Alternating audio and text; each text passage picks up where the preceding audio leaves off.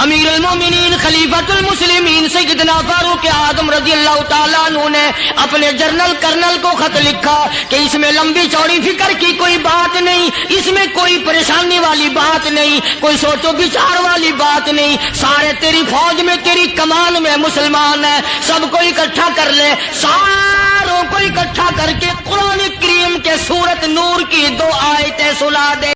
السلام علیکم دوستو، کیسے ہوں؟ امید کرتا ہوں آپ خیریت سے ہوں گے۔ پھر سے لایا ہوں قاری حنی ملتانی رحمۃ اللہ علیہ کا بیان دوستو، جس کا عنوان ہے جمعے کی فضیلت۔ دوستو بہت ہی پیارا بیان ہے، یقیناً آپ کی زندگی میں تبدیلی لانے والا بیان ہے، آپ ایک بار اس کو ضرور سنیے گا۔ چلو بنا دیر کیے سننا شروع کرتے ہیں، اور میں بھی آپ کے ساتھ ساتھ سننا شروع کرتا ہوں۔ اللہ نے فرمایا جمعے کا دن قیامت کی نشانی ہے، قیامت کا دن جس دن قائم ہوگا جمعہ ہی ہوگا۔ آج جمعہ تفریح کا دن ہے، آج جمعہ جوئے کا دن ہے، آج جمعہ شراب پینے کا دن ہے، آج جمعہ کھیل تماشا بے حیائی بدماشی کا دن لوگوں نے بنا لیا۔ ایک ہمارا ماحول ہے، آپ ذرا توجہ فرمائیں۔ جمعے کے دن فلموں میں رش ہے، جمعے کے دن سینما کے ٹکٹ کا رش ہے، جمعے کے دن VCR بہت زیادہ چلتے ہیں، جمعے کے دن ٹیلی ویژن پہ بڑا رش ہوتا ہے، جمعے کے دن بدماشی ہے، جوا ہے، بے حیائی، زیادہ سے زیادہ بے حیائی جمعے کے دن ہوتی ہے۔ حالانکہ حضور کریم صلی اللہ علیہ وسلم نے فرمایا جمعے کے دن ایک گھڑی ایسی آتی ہے جو مانگو وہی ملتا ہے، جس حال میں کچھ کوئی مشغول ہوگا وہی اس کی زندگی کا مستقل ذریعہ بن جائے گا۔ کون سمجھائے تمہیں کس کے اندر طاقت اور جرت ہے کہ قوم کے دھارا پھیر سکے اور قوم کے رخ کو پھیر سکے؟ کون پھیر سکتا ہے؟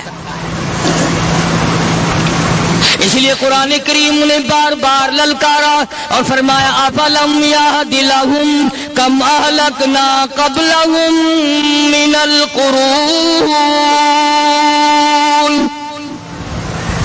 کرنے والوں، بدماشی کرنے والوں، بے غیرت کمینوں، باداؤ، جب میرا قہر جوش میں آئے گا پھر ایک دو کو نہیں، پھر بستی کی بستی، ملک کے ملک اجاڑ کے رکھ دوں گا۔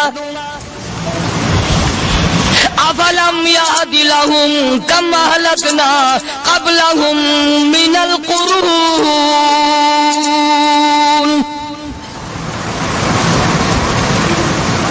میں نے قرن کے قرن اجاڑ دیے، میں نے روئے زمین کے مالک اجاڑ دیے، میں نے ملکوں کے بادشاہ اجاڑ دیے، میں نے وزیر اعظم اجاڑ دیے، میں نے گورنروں سے بھیک کے ٹکڑے منگوا دیے۔ میں وہ خدا ہوں وتعز من تشاء وتذل من تشاء بیدک الخیر انک علی کل شیء قدیر۔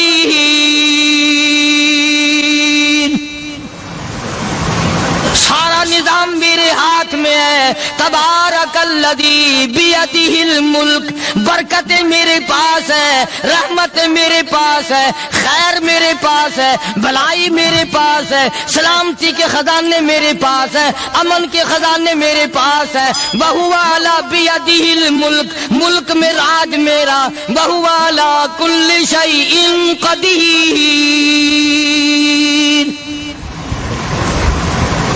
ذرے ذرے پہ قبضہ میرا، پتے پتے پہ قبضہ میرا، پہاڑ کی ایک ایک کنکر پہ قبضہ میرا، سمندر کے قطرے قطرے پہ قبضہ میرا۔ تو ہوتا کون آ کر کرنے والا؟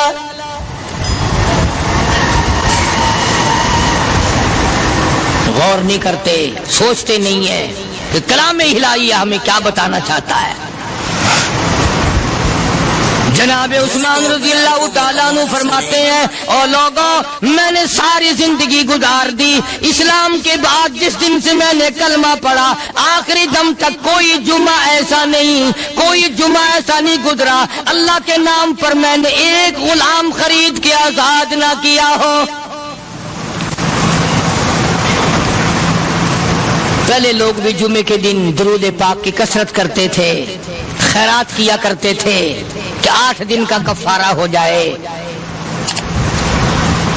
اللہ تبارک و تعالی راضی ہو جائے. آج کے دن قیامت آئے گی, نہ جانے میرا کیا حال بنے گا, کن لوگوں میں میرا شمار ہوگا.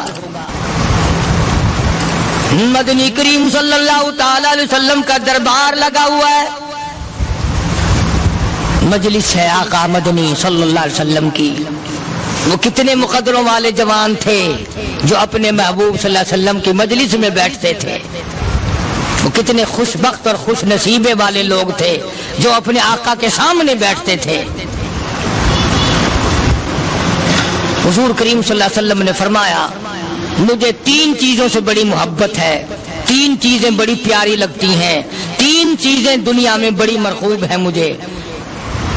فرمایا, ایک نماز میری آنکھوں کی ٹھنڈک ہے. سرکار کی پسندیدہ بات سنو. فرمایا, نماز میری آنکھوں کی ٹھنڈک ہے. جو نماز پڑھتا ہے وہ میری آنکھوں کو ٹھنڈا کرتا ہے. جو نماز نہیں پڑھتا, کیا مطلب, وہ مجھے رنج دیتا ہے. اور جامع ترمذی میں ایک حدیث موجود ہے, ارشاد ہے حضور کریم سب کہہ دو صلی اللہ علیہ وسلم کا, فرمایا کہ ہر پیر کے دن, ہر جمعرات کے دن ہر امتی کا نامہ اعمال میرے سامنے پیش کیا جاتا ہے.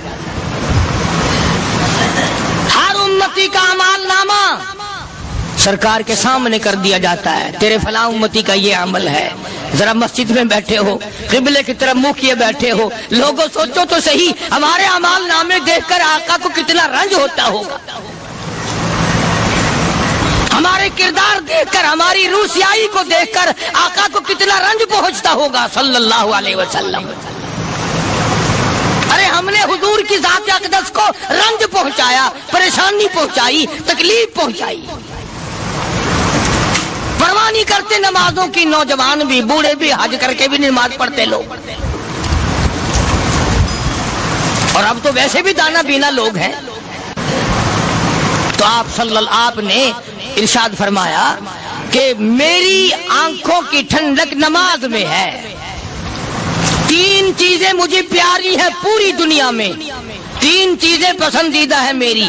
سب سے پہلی فرمایا, نماز میری آنکھوں کی ٹھنڈک ہے.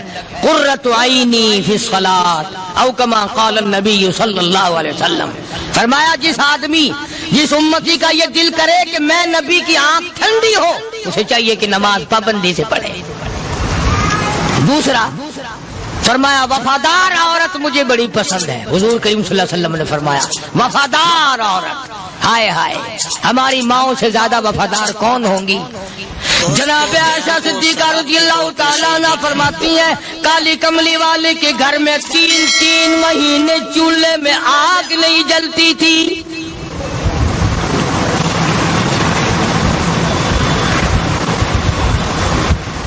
دوسروں کے واسطے ہے سیم و زر و گوہر, اور اپنا یہ حال ہے کہ چولہا ہے بجھا ہوا.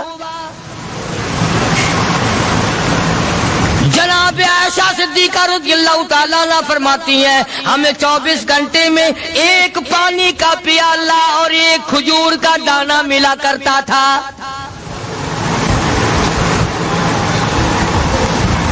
کبھی اپنی ماہوں کی خوراک تو دیکھو, خرچہ تو دیکھو.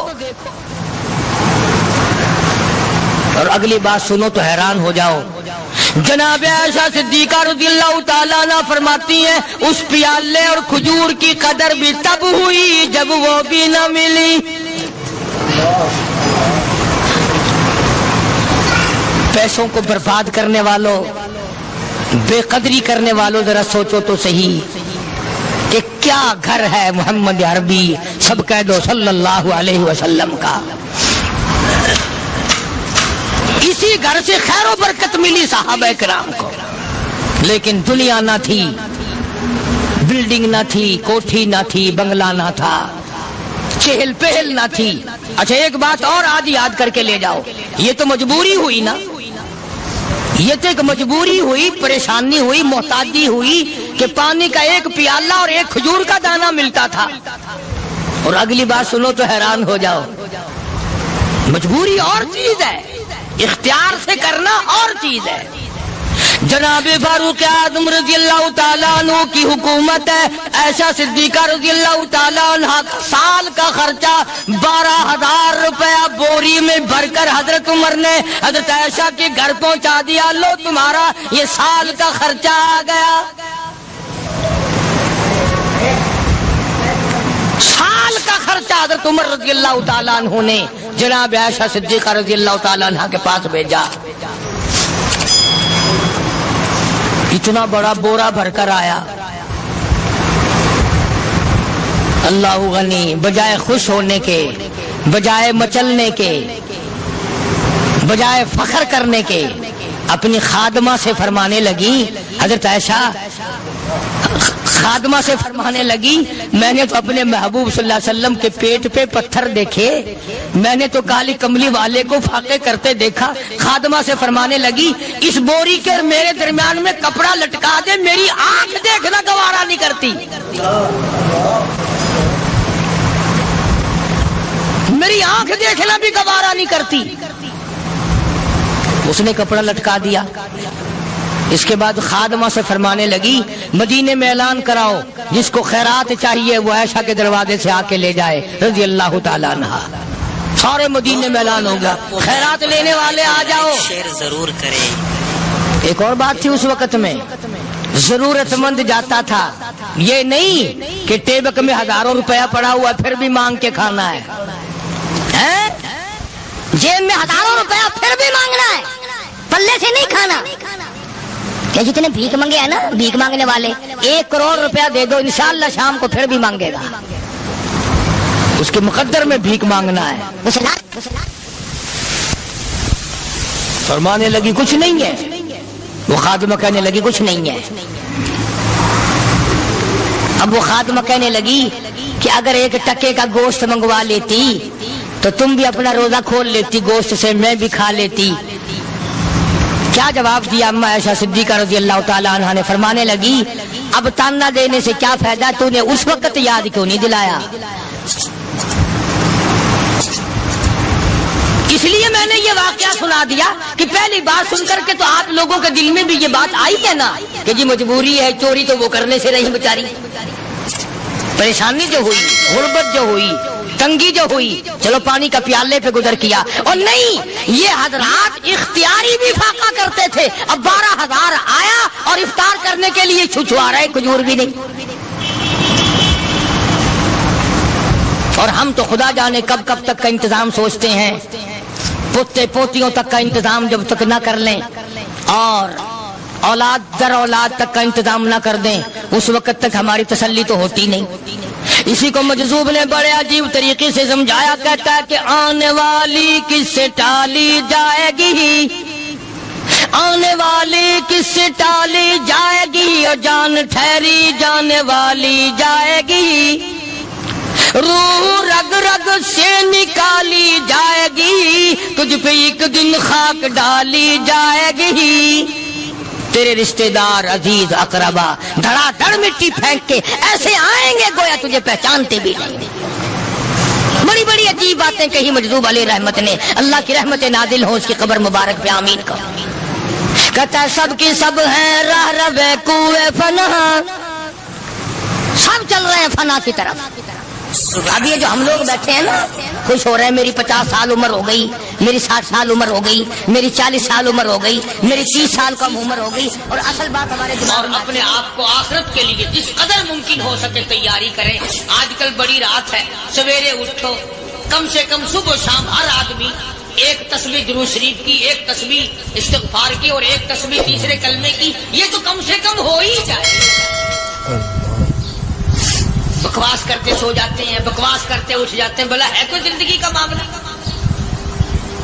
اللہ سے معافی مانگتا سو جا اور معافی مانگتا اٹھ جا. خدا کی قسم اللہ کا دریائے کرم جوش میں آئے. تو یہ ساری چیزیں میں نے لیے عرض کی تو وقت پورا کرنے والا حساب نہیں کہ نہ جانے کس کو توبہ کی توفیق ہو جائے. کم سے کم ان 3 تسبیحوں کو ہر مرد عورت لازمی پکڑ لے. ایک تسبیح درود شریف کی، ایک تسبیح سبحان اللہ والحمدللہ ولا الہ الا اللہ واللہ اکبر ولا حول ولا قوت الا باللہ العلی العظیم، اور ایک تسبیح استغفر اللہ الذی لا الہ الا هو الحی القیوم واتوب الیہ یا استغفر اللہ ربی من کل ذنب واتوب الیہ، اور ایک تسبیح درود شریف کی اللہم صلی علی سیدنا مولانا محمد وعلی آل سیدنا مولانا محمد مبارک وسلم وصلی علیہ. جب ایک مرتبہ درود بندہ پڑھے گا 10 بار اللہ کی رحمت آئے گی، 10 گناہ معاف ہوں گے، 10 درجے بلند ہوں گے، 10 خطائیں معاف کر دی جائیں گی. تو کتنا بڑا اجر ہے. خصوصاً بوڑھوں کو چاہیے کہ وہ گپوں میں اپنا وقت خراب نہ کریں. خدا کی قسم قبر میں جانے کے بعد تجھے ایک سانس کی مہلت. پر مجھے اس بات کا افسوس ہے کہ آپ لوگ پورا مضمون سننے کی کوشش نہیں کرتے، بلکہ بعض لوگ بالکل اخیر میں سر سے، ایک ہے جمعے کی فضیلت حاصل کرنا، ایک ہے جمعہ پڑھنا، ایک ہے سیروں لہاونا. اس میں بڑا فرق ہے. ایک ہے سر سے اتارنا اور ایک ہے اس کی فضیلت کا حاصل کرنا. حدیث پاک میں آتا ہے کہ جمعے کے دن فرشتے دروازے پہ کھڑے ہو کر کے حاضری لگاتے ہیں. ہاں، اللہ صاحب مل کی ٹیکسٹائل مل کی حاضری کا تو پتا ہے، مسجد کی حاضری کا کوئی پتا نہیں. اگر دیر ہو جائے تو وہ گیٹ کیپر واپسی کر سکتا ہے، اگر دیر میں آیا تو یہ فرشتہ نہیں کہتا، لانتی ہوا پیچھے سے. بہت مدت کی بات ہے، علامہ یوسف بن نوری رحمۃ اللہ علیہ زندہ تھے. میں کراچی تھا تو حضرت نے مجھے فرمایا کہ جمعہ ہمارے یہاں پڑھا دو. اب کے میری والی وہ جمعہ پڑھاتا تھا ان دنوں میں. تو میں جب گیا تو ہم ایک چھوٹے سے دروازے سے داخل ہونے لگے. ایک پٹھان کہنے لگا پرلے دروازے سے چلو، میں بھی ادھر سے جاتا ہوں. میں نے کہا کیوں؟ کہنے لگا فرشتہ ادھر رجسٹر لیے کھڑا ہے، تم ادھر سے گھس جاؤ گے تمہارا حاضری نہیں لگے گا. وہ کہنے لگا فرشتہ بڑے گیٹ پہ کھڑا ہے، ادھر چلو. تو کم سے کم اس پٹھان کا تو یہ عقیدہ ہے کہ فرشتہ کھڑا ہے، اور تمہارا خیال یہ ہے کہ جمعے کے دن نہ فرشتہ ہے نہ خدا ہے، کوئی بھی نہیں ہے. اس لیے سیرت النبی صلی اللہ علیہ وسلم کا عنوان شروع ہوگا. وقتی آؤ پورا مضمون سنو تاکہ لطف آئے، دل و دماغ بنے. اور عقیدہ میں نے تمہیں بتا دیا، لا الہ الا اللہ، خدا کے سوا الہ کوئی نہیں، مشکل کشا کوئی نہیں، پیدا کرنے والا کوئی نہیں، فصل میں، دکان میں، کارخانے میں اس کے سوا برکت دینے والا کوئی نہیں. اور یہ بات بتائی کس نے؟ محمد الرسول اللہ صلی اللہ علیہ وسلم. ہمارے نبی حضرت محمد الرسول اللہ صلی اللہ علیہ وسلم نے ہمیں یہ بات بتائی. خدا کے بعد خدا کوئی نہیں، مصطفیٰ کے بعد نبی کوئی نہیں. حضور صلی اللہ علیہ وسلم کے بعد کوئی کسی قسم کا جو نبوت کا دعویٰ کرے وہ کافر ہے، دجال ہے، بے ایمان ہے، وہ خنزیر سے بدتر ہے جو میرے آقا کے ختم نبوت کے تاج کو ہاتھ لگائے گا. فرمایا لہم قلوب لا یفقہون بہا. اللہ پاک جل شانہ فرماتے ہیں جس کا دل قرآن کریم سمجھنے کا عادی نہیں. لہم قلوب لا یفقہون بہا، جس کا دل قرآن سمجھنے کے لیے تیار نہیں. وَلَهُمْ أَعْيُنٌ لَا يُبْصِرُونَ بِهَا، جس کا کان اللہ کا قرآن سننے کے لیے تیار نہیں. أَمْ لَهُمْ آذَانٌ لَا يَسْمَعُونَ بِهَا، أَمْ لَهُمْ آذَانٌ يَسْمَعُونَ بِهَا، جس کا کان خدا کا قرآن سننے کو تیار نہیں. خدائی فیصلہ سنو، اللہ کے قرآن کا فیصلہ سنو، اللہ کے کلام کا فیصلہ سنو. جس کا کان میرا کلام سننے کے لیے تیار نہیں، جس کو میرا قرآن سن کے مزہ نہیں آتا، جس کو میرا کلام سن کے حلاوت نہیں آتی، جس کو میرا کلام سن کے لذت نہیں آتی، جس کی روح تازی نہیں ہوتی، جس کو لطف نہیں آتا، جس کو کیف نہیں آتا، جس کو سرور نہیں آتا، جو میرا قرآن سننے کو تیار نہیں، جو میرا قرآن آنکھوں سے دیکھنے کو تیار نہیں، جو میرا قرآن سننے سمجھنے کے لیے تیار نہیں. آؤ پھر خدائی فیصلہ سنو. فرمایا اولئک کالانعام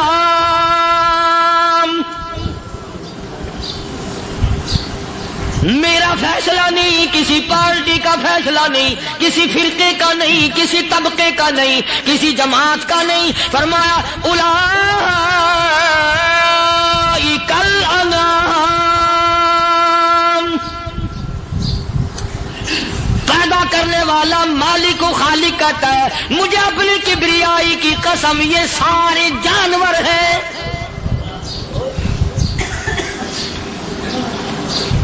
یہ سارے کے سارے جانور ہیں، یہ درندے ہیں جو ایک دوسرے کو چیر پاڑ کر کھاتے ہیں، یہ درندے ہیں جو ایک دوسرے کا خون پیتے ہیں. فرمایا بل ہم اضل، جانوروں سے بھی بدتر.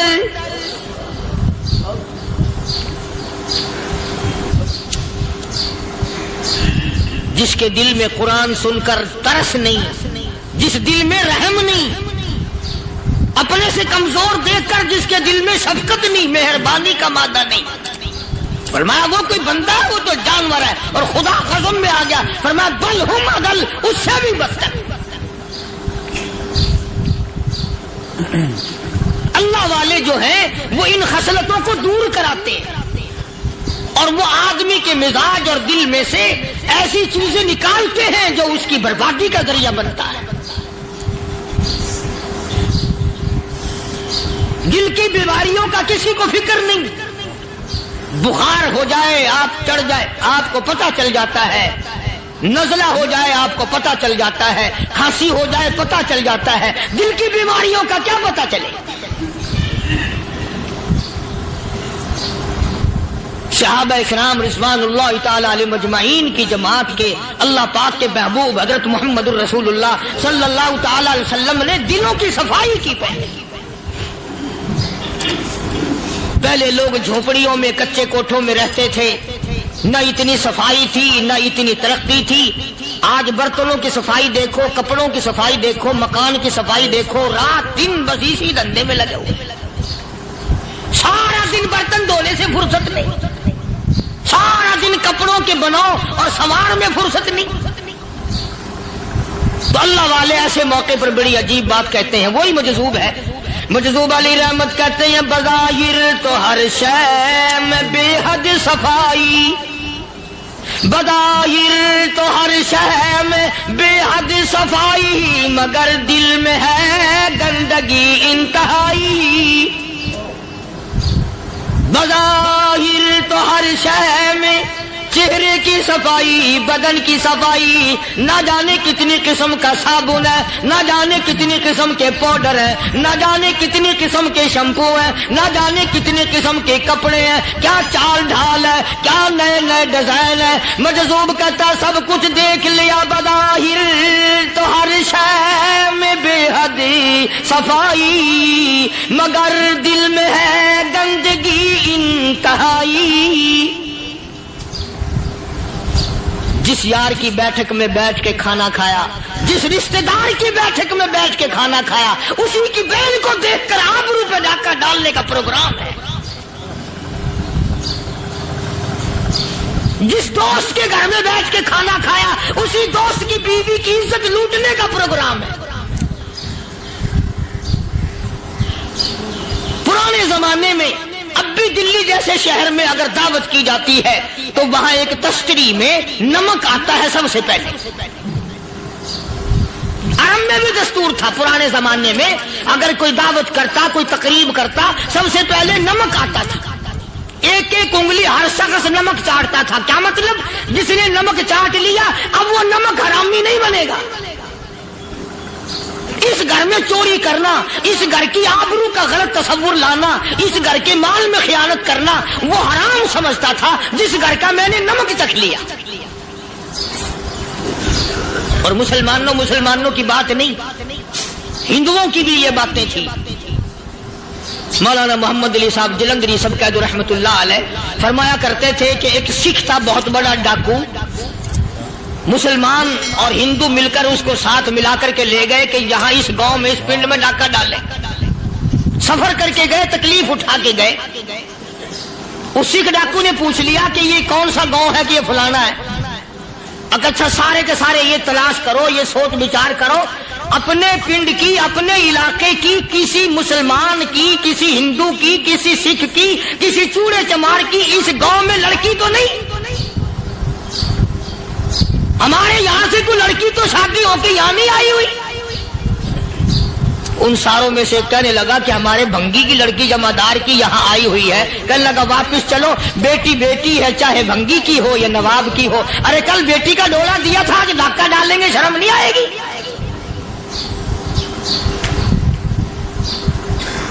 आज वो तसव्वुर कहाँ चले गए और हम सब रोते फिरते हैं, सुकून नहीं, सुकून नहीं, इत्मीनान। अरे इत्मीनान आएगा कैसे? हमारे दिल बेईमान है, नीयतें खराब है, आएगा कहां से? सहाबा किराम रिज़वानुल्लाह ताला अलैहिम अजमईन की जमात ने इस कदर इस बात पे मेहनत की और कोशिश की कि गलत लुकमा भी पेट के अंदर न चला जाए। चुनाचे मैं अलल ऐलान कहता हूं, 1,29,000 सहाबा किराम काली कमली वाले के दीवाने और परवाने, हुजूर के यार जानिसार, हुजूर के साथ फाका खाने वाले, फाको मरने वाले, पत्थर खाने वाले, अपने बच्चों के टुकड़े होते हुए देखकर ला इलाहा इल्लल्लाह मुहम्मदुर रसूलुल्लाह की सदा बुलंद करने वाले सहाबा किराम का ये हाल था। पैदल सफर करके जाते थे यहूदी ईसाई, शाम निकल गए, फलस्तीन निकल गए, हिंदुस्तान आ गए, 2-2 साल लग जाते थे। अपनी जवान बेटियों को मुसलमानों के घरों में छोड़ के आ जाते थे। कभी निगाहे नबुव्वत ने जिनको रंग दिया था, कभी किसी सहाबी पे जर्रा बराबर इल्जाम नहीं लगा। उन यहूदियों का, उन ईसाइयों का यह अकीदा था कि मोहम्मद सल्लल्लाहु अलैहि वसल्लम के जो गुलाम हैं, इनकी निगाह भी पाक है, इनके दिल भी पाक हैं, इनके इरादे भी पाक हैं, इनके हाथ भी पाक हैं।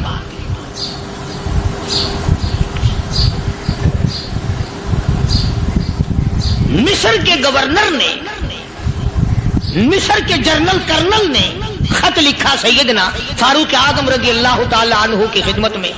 दौरे खिलाफत है हजरत फारूक आजम का।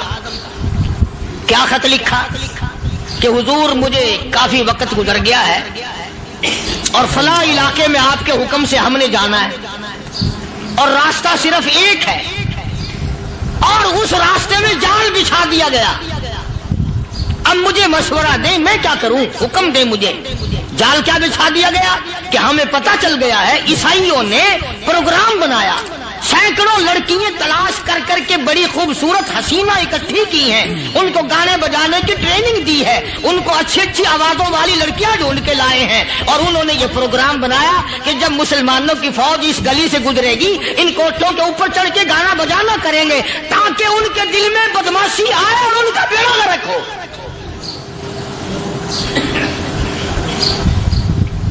कभी काफिर का यह अकीदा था कि मुसलमान का दिल बिगड़ा तो ये गया, इसकी नीयत में खराबी आई और ये तबाह हुआ। जनाबे फारूक आज़म रज़ियल्लाहु ताला अन्हु ने उसे ये खत ने लिखा कि तू कुरान पढ़ा कर, तू नफिल पढ़ा कर। अमीर अल-मोमिनीन खलीफतुल मुस्लिमीन सैयदना फारूक आज़म रज़ियल्लाहु ताला अन्हु ने अपने जनरल कर्नल को खत लिखा कि इसमें लंबी चौड़ी फिक्र की कोई बात नहीं, इसमें कोई परेशानी वाली बात नहीं, कोई सोचो विचार वाली बात नहीं। सारे तेरी फौज में, तेरी कमान में मुसलमान है, सबको इकट्ठा कर ले, सारों को इकट्ठा करके कुरान करीम के सूरत नूर की 2 आयतें सुना दे।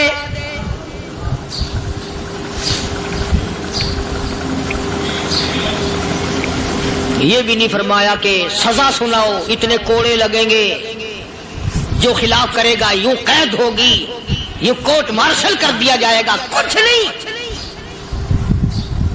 जनाबे फारूक आज़म रज़ियल्लाहु ताला अन्हु की राय देखो, उनके ख्याल में कुरान करीम में इतनी बड़ी ताकत है, इतनी बड़ी अजमत है, इतनी बड़ी करामत है, कलाम इलाही में इतना बड़ा शरफ है। ऐलान कर दिया, फरमाया अपने कर्नल को सारी फौज को, लश्कर को इकट्ठा करके कुरान करीम की फुला फुला आयत सुना दे।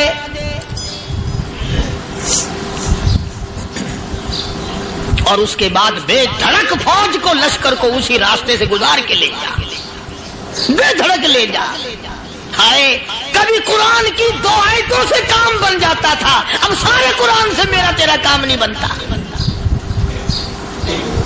قصور قرآن کا نہیں ہے، یہ میرا تیرا ہے. یہ تو اتنی وفادار کلام ہے، اتنی پاک کلام ہے، خدا کی قسم. ہزاروں رجسٹروں کے گتے، ہزاروں چائے کے ڈبے، ہزاروں مٹھائی کے ڈبے، لاکھوں کروڑوں دوائیوں کے ڈبے گندے نالوں پہ، کوڑیوں پہ، روڑیوں پہ پڑے ہیں، اور جس گتے نے قرآن کے ساتھ یاری لگا لی، خدا کی قسم کوئی آدمی بغیر وضو اس گتے کو بھی ہاتھ نہیں لگا سکتا. ہزاروں نہیں لاکھوں کپڑے مارکیٹ میں پڑے، پر جس کپڑے نے قرآن سے یاری لگا لی، جو کپڑا جسدان بن کر قرآن پہ چڑھ گیا، لوگ اس کو بھی چومتے ہیں، اور چومنا چاہیے. یارو کپڑے نے قرآن سے یاری لگائی تو کپڑا عظمت والا بن گیا، گتے نے یاری لگا لی تو گتا بن گیا. ہزاروں قسم کے کاغذات روزانہ ذلیل ہوتے پھرتے ہیں، جس کاغذ پہ قرآن لکھا گیا وہ عظمت پا گیا، جس سیاہی سے قرآن لکھا گیا وہ سیاہی عظمت والی بن گئی. ارے اگر مسلمان قرآن کو اپنے اندر پیدا کر لے، اس کی عظمت کو بسا لے، اس کو اپنا لاہ عمل بنا لے، اس کو اپنے سر پہ رکھ لے، تو کیا یہ بندہ قرآن کے ساتھ وفاداری کرے تو قرآن کیا خیال ہے قرآن بے وفائی کر دے گا؟ یقین نہیں، یقین اصل بات اعتقاد کی ہے. یقین کا تو یہ عالم بنا ہوا ہے کہ اگر کوئی چوری کا معاملہ ہو جائے اور کسی پر شبہ ہو، اگر اسے کہو کہ قرآن اٹھا دے تو دیر نہیں لگائے گا، اور اگر کہے کہ فلانی خانگاہ کا کنڈا مار دیا کہ یہ کام میں نہیں کرتا. خانگاہ کے کنڈے پہ ایمان ہے، قرآن پہ ایمان نہیں. اس پر یقین ہے کہ پیر اندھا کر دے گا، اور یہاں یقین نہیں کہ جس خدا نے پیدا کیا اگر میں نے جھوٹا قرآن اٹھایا تو وہ برباد کر دے گا.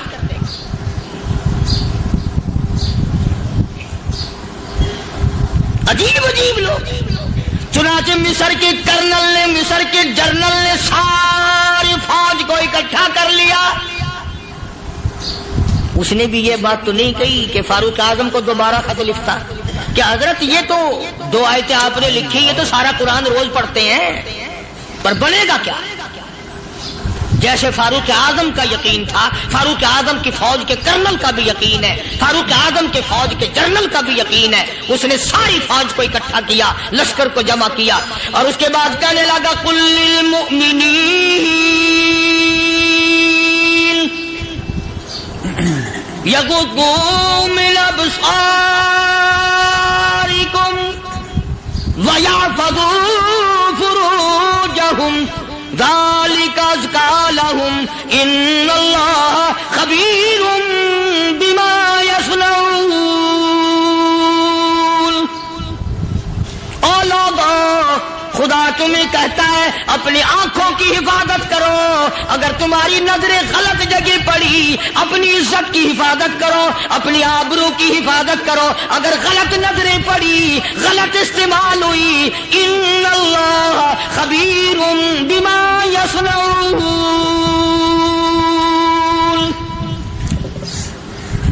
اللہ پاک تمہارے ساتھ ساتھ ہے، وہ ہر چیز کو دیکھتا جائے گا، وہ ہر چیز تمہاری دیکھے گا.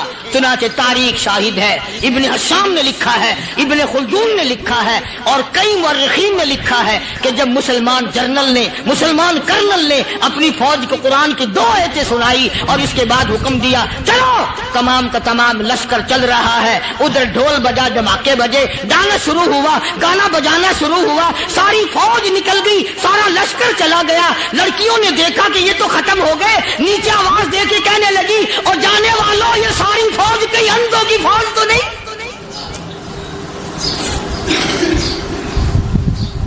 یہ حسن کا نظارہ اور یہ ڈانس اور یہ آواز، ہم ناچ ناچ کے تھک گئی، کوئی سر نہیں اٹھاتا.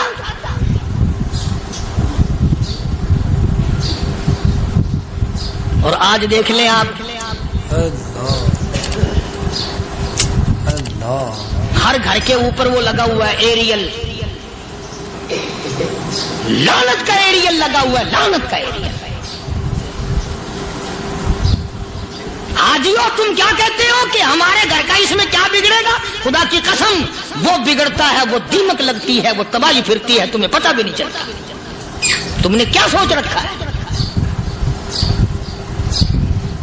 مسلمان کرنل کے حکم پہ ساری فوج نکل گئی. ناچنے والی گانے والی لڑکیاں عیسائیوں کی حیران ہیں.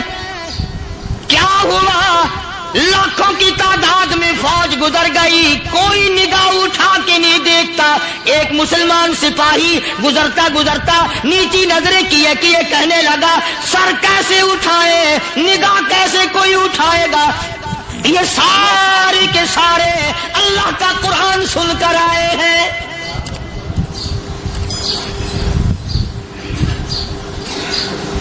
کیسے کوئی نگاہ اٹھائے گا؟ کیسے کوئی سر کو اٹھائے گا؟ یہ سارے کے سارے اللہ کا قرآن سن کر آئے ہیں. ان کا عمل ہوا نا قرآن پہ، ان کے عمل کا کتنا بڑا اثر پڑا. مورخین نے لکھا، ابن حشام لکھتا ہے عیسائی لڑکیوں نے چھلانگیں لگا دی، کوٹھی سے نیچے آ گئی، کہنے لگی عام مسلمانوں وہ قرآن ہمیں بھی سنا کے جاؤ جس میں اتنی اسپرٹ ہے، اتنی طاقت ہے، جو حسن کے نظارے سے روک دے، جو گانے بجانے سے روک دے. یہ تو آدمی کے دل کا سکون ہے. نہ گانا سنتے ہو نہ حسن کا نظارہ کرتے ہو. جاتے والے یوں نہ جاؤ، ہمیں بھی وہ قرآن سنا کے جاؤ.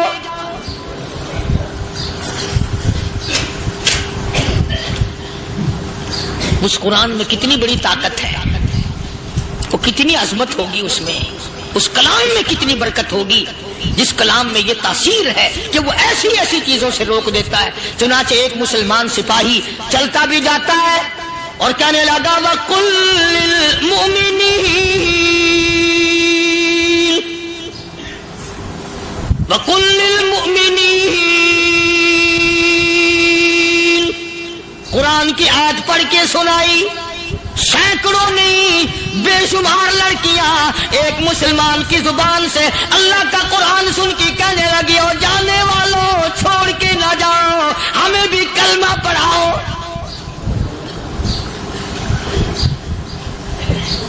جتنی بھی وہ ناچنے گانے والی تھی تمام کی تمام کلمہ پڑھ کر مسلمان بن گئی. اور مورخین نے لکھا ہے آخری دم تک قرآن کی شیدائی اور دیوانی بن کے گزری ہے. پھر وہ لڑکیاں جو رات دن حسن و جمال کا پیکر بنی رہتی تھی، علماء نے لکھا ہے جب موت آئی ایک ایک کے بدن میں کپڑے لباس میں موت آئی تو 50-50 ٹاکی لگی ہوئی.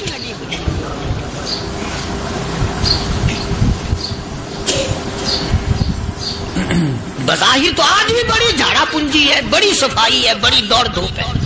اسی کو مجذوب الالان کہتا بظاہر تو ہر شے میں بے حد صفائی، مگر دل میں ہے گندگی انتہائی.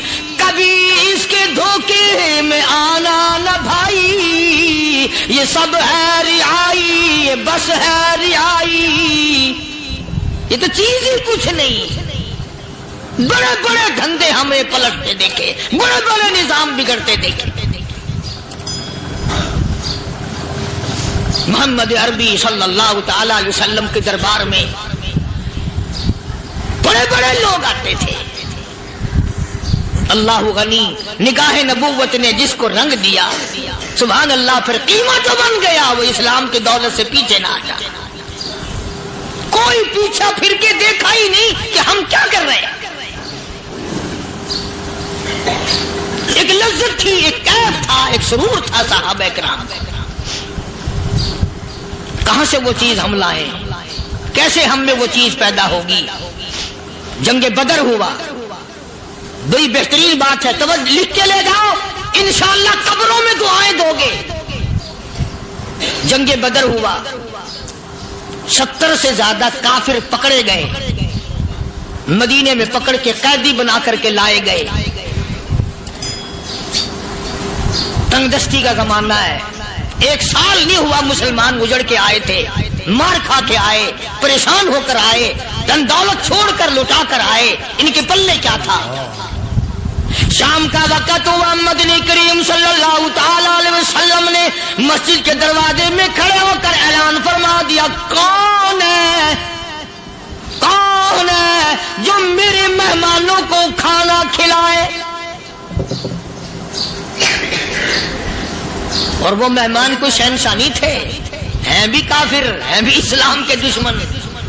آئے بھی صحابہ کرام کو مارنے، میدان جنگ سے پکڑ کے لائے گئے، جنگی قیدی ہیں، اس نبی کی طرف کبھی منہ کیا کر جس نبی کا تو غلام ہے، امتی بڑا پھرتا ہے۔ فرمایا کون ہے جو میرے مہمانوں کو کھانا کھلائے؟ صحابہ کرام میں سے کسی نے 2 پکڑ لیے، کسی نے 1 کو ساتھ لے لیا۔ ایک بنادار سا غریب سا صحابی ہے، اس نے ساتھ لے لیا ایک مہمان اور گھر لے کے گیا۔ بیوی کو کہنے لگا کہ کھانا کتنا ہے؟ کہ بس 1 آدمی جوگا ہے، 1 آدمی کی کافی ہوگا۔ کان میں کہنے لگا اپنی بیوی کے، دستور تھا عرب کا، مہمان اور میزبان اکٹھے کھایا کرتے تھے۔ اپنی گھر والی کے کان میں کہنے لگا کہ اس کے آگے کھانا رکھ دیں گے مہمان کے، جب یہ کھانا شروع کر دے گا کسی بہانے سے دیوا بجھا دیو، میں یوں ہی منہ کو خالی ہلاتا رہوں گا، یہ کھانا کھا لے گا، پیٹ بھر جائے گا اس کا۔ چنانچہ کھانا آگے رکھ دیا، جو کچھ بھی تھا اس نے کھانا شروع کیا کہ جی آپ بھی کھائیں، کہ ہاں میں بھی کھا رہا ہوں۔ بس یوں ہی کھانے میں بھی ہاتھ لگائے، منہ کو بھی ہاتھ لگائے اور منہ کو چلائے بھی برابر۔ بیوی نے چراغ بجھا دیا۔ یہ عمل تو صحابی کر رہا ہے اپنے گھر میں۔ ادھر قرآن کریم نازل ہو گیا محمد کریم صلی اللہ علیہ وسلم کی ذات پہ، فرمایا وَيُؤْثِرُونَ عَلَىٰ أَنفُسِهِمْ وَلَوْ كَانَ بِهِمْ خَصَاصَةٌ وَمَن يُوقَ شُحَّ نَفْسِهِ فَأُولَٰئِكَ هُمُ الْمُفْلِحُونَ۔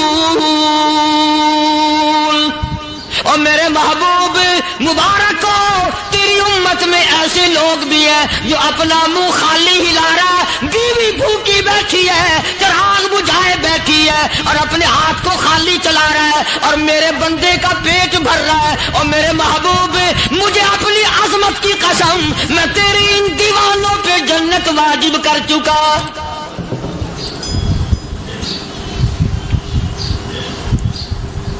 اب حضور صلی اللہ علیہ وسلم نے تو ان کو نہیں سکھایا تھا کہ تو جا کے ایسا کرنا،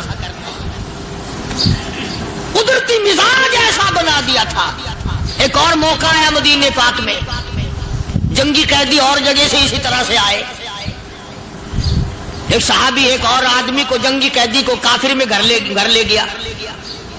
بیوی کہنے لگی کہ 1 ہی آدمی کا کھانا ہے بس، انہوں نے کہا اس کو دے دو۔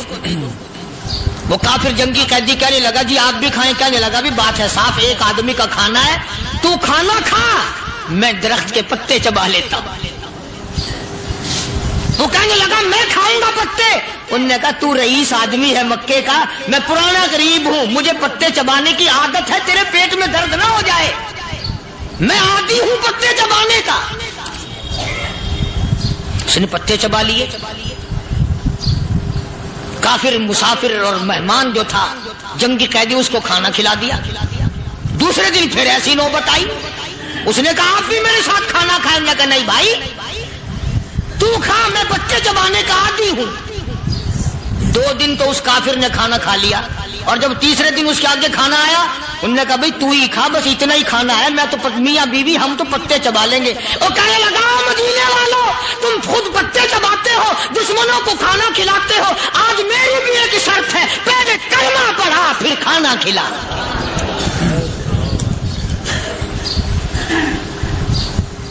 آج میری بھی ایک شرط ہے۔ 2 دن کے عمل نے کفر کو مٹا دیا، اسلام چمک گیا۔ 2 دن کے عمل نے، میرا تیرا 60 سال کا عمل ہے، کبھی کسی کافر کو مسلمان بنایا؟ الٹے ہی کام، ہر غلط، ہر معاملہ الٹا ہی ہے۔ ہر آدمی بیزار ہوتا ہے، یار دین تو کچھ نہیں، یار اسلام کچھ نہیں، یارو ایمان کچھ نہیں۔ اسی کو قرآن کریم نے للکار کے آواز دے کے فرما دیا لوگوں ایسی گڑبڑ نہ کرو ورنہ میں وہ خدا ہوں۔ فَأَخَذَتْكُمُ الصَّاعِقَةُ وَأَنْتُمْ تَنْظُرُونَ۔ جبریل امین نے ایک چیخ ماری، ساری قوم کے جگر پھٹ گئے۔ میں وہ خدا ہوں، لا تركضوا وارجعوا إلى ما أترفتم فيه ومساكنكم لعلكم تسألون۔ لوگ مکان چھوڑ کے بھاگتے ہیں، ماحول چھوڑ کر بھاگتے ہیں، معاشرہ چھوڑ کر کے بھاگتے ہیں. خدا کہتا آؤ جن مکانوں پہ تمہیں ناز تھا وہ یہ کھڑے بھاگ کر رہے. اسی کو قرآن کریم کہتا ہے ان الذین قالوا ربنا اللہ ثم استقاموا، وہ آدمی جس نے لا الہ الا اللہ محمد الرسول اللہ صلی اللہ علیہ وسلم پڑھا، اللہ کی توحید کا اقرار کر لیا، او میرے مالک تیرے سوا میرا کوئی مشکل کشا نہیں، حاجت روا نہیں، میرے دل کے بھید کو جاننے والا نہیں، میری بگڑی بنانے والا کوئی نہیں، اجڑوں کو بسانے والا کوئی نہیں، کھیتی کو آباد کرنے والا کوئی نہیں، ایک دانے سے سینکڑوں دانے بنانے والا تیرے سوا کوئی نہیں.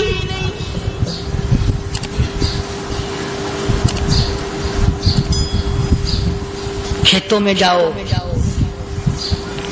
کبھی یہ تو سوچو کہ دنیا میں حکومتوں نے کتنے مل لگا رکھے ہیں، چینی کے شکر کے کتنے مل ہیں، کتنے ڈیپو ہیں، پھر بھی قلت ہو جاتی ہے. اور یہ اللہ میاں نے کتنا میٹھا کیلے میں، سنترے میں، مالٹے میں، انگور میں، سیب میں. کبھی یہ بھی سنا کہ اللہ میاں کا شوگر مل فلاں علاقے میں لگا ہوا ہے؟ کبھی یہ تو دیکھو کہ یہ قدرت کاملہ کے سوا اور کون پیدا کر رہا ہے. فرمایا جس نے اللہ کی توحید کا اقرار کر لیا، محمد عربی صلی اللہ علیہ وسلم کی ختم نبوت کا اقرار کر لیا، خدا کے بعد خدا کوئی نہیں، مصطفیٰ کے بعد نبی کوئی نہیں. پھر قرآن نے شرط لگائی ثم استقاموا، پھر اس پر جمع رہے، ڈٹا رہے. یوں نہیں کہ کبھی ادھر لڑک گیا کبھی ادھر لڑک گیا. لوگ تو بدل جاتے ہیں، لوگوں کا کیا ہے. پچھلے سال کی بات ہے، یہی مغرب کی نماز کے بعد گرمی کے موسم میں یہاں بیٹھا ہوا تھا باہر، آگے شہر کے وہ آدمی وہ کہنے لگے جی ایک کام آئے ہیں. میں نے کہا کیا؟ کہ 25,000 روپے چوری ہو گیا ہمارا، بتاؤ ہمیں. میں نے کہا مجھے کیا پتا. انہوں نے کہا نہیں سارا شہر کہتا ہے کہ قاریہ نہیں بتا دیتا ہے. میں نے کہا اچھا یہ یوں نہیں جانے کا. میں نے کہا پھر آدھے لوں گا.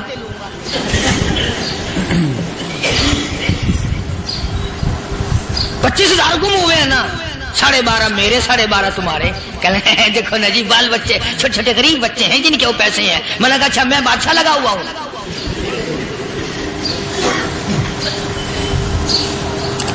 انہوں نے کہا جی سودا مہنگا. میں نے کہا پھر کہیں اور چلے جاؤ. جتنا میں نے سمجھایا نہیں ماننا کہ اگر ہمیں یوں پتہ چل جائے مولویوں کو ولیوں کو تو پھر یہ لاکھوں کروڑوں پولیس والے رکھنے کی ضرورت ہے بھلا؟ اتنی بڑی فوج کا رکھ کر کیا کریں گے ہم؟ اربوں روپیہ فوج کا خرچہ ہے. 2 ولی، ایک ولی کو اس بارڈر پہ بٹھا دیں گے، ایک ولی کو اس بارڈر پہ بٹھا دیں گے. پھر ہم بڑھانا دیں گے اولیاء کرام رجمت. ذہنیت ماری گئی، سمجھ نہیں پاتے، دین کے قریب نہیں آتے لوگ، سمجھتے نہیں. فرمایا ثم استقاموا تتنزل علیہم الملائکۃ الا تخافوا ولا تحزنوا وابشروا بالجنہ التی کنتم توعدون.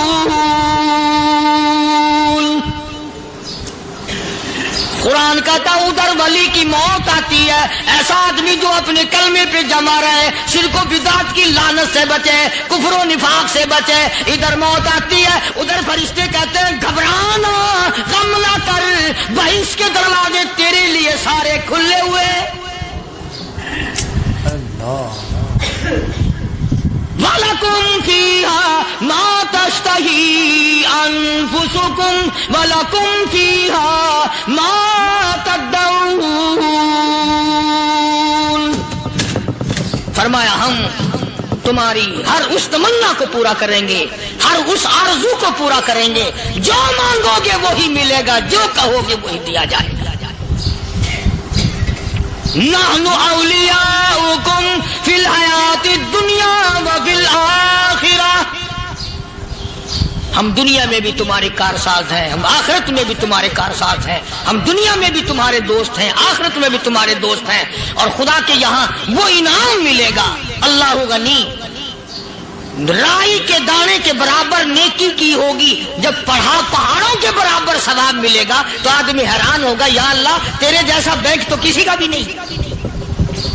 رائی کا دانہ لے کر پہاڑ واپس کر دیا، مالک نے نجات کا ذریعہ بنا دیا۔ فرمایا نزلا من غفور رحیم، یہ مہمانی ہے پروردگار عالم کی طرف سے۔ قرآن اعلان کر کر کے کتاب بالاسحار ہم یستغفرون، اللہ پاک فرماتے ہیں میرے بندوں کی نشانی یہ ہے کہ وہ آخری رات میں بڑے ویلے سحری کے وقت اٹھ کر استغفار کرتے ہیں، اللہ کے حضور میں معافی مانگتے ہیں، روتے ہیں، عاجزی کرتے ہیں۔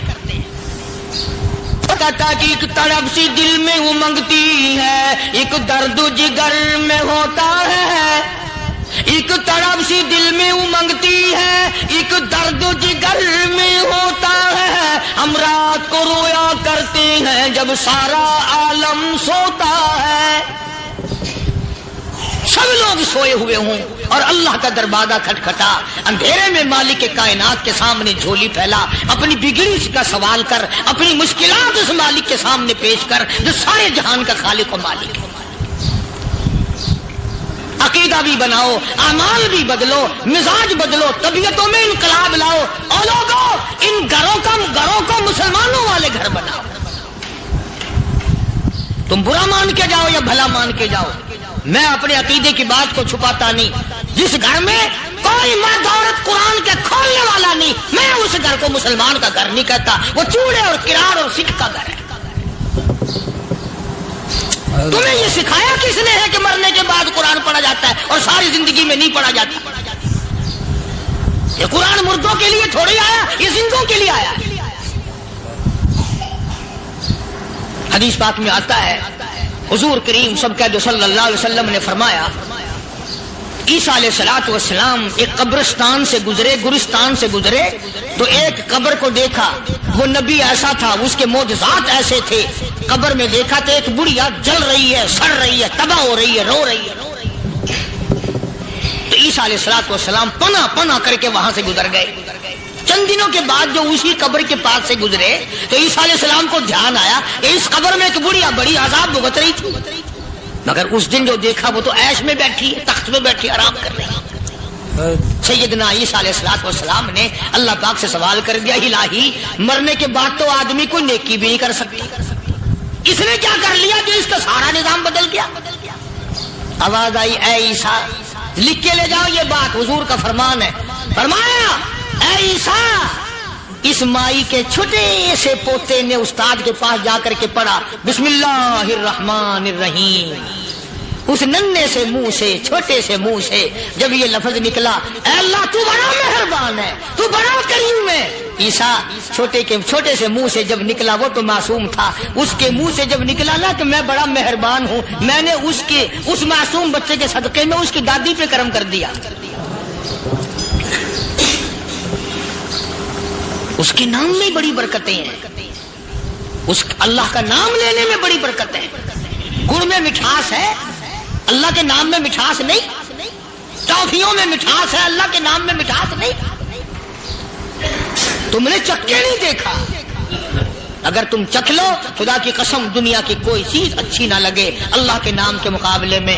اللہ پاک مجھے اور آپ سب کو اپنا نام لینے کی توفیق عطا فرمائے، اپنے قرآن کی تلاوت کرنے کی توفیق عطا فرمائے، اور اپنا ذکر اور اپنا فکر اور اپنے شکر کی توفیق عطا فرمائے، اور اللہ پاک ہم سب کو یہ ہمت دے کہ مرتے دم تک ہم قرآن سے یاری کریں، قرآن سے وفاداری کریں۔ وآخر دعوانا ان الحمدللہ رب العالمین۔ دوستو امید کرتا ہوں آپ نے بیان مکمل سنا ہوگا اور فائدہ بھی حاصل ہوا ہوگا۔ دوستو اس بیان کو اپنے دوستوں تک لازمی شیئر ضرور کر دینا، اور جو ہمارے چینل پر نئے ہیں ہمارے چینل ایم ڈی دانش آفیشیل A1 کو سبسکرائب ضرور کر لینا۔ ملتے ہیں اگلے بیان میں، السلام علیکم۔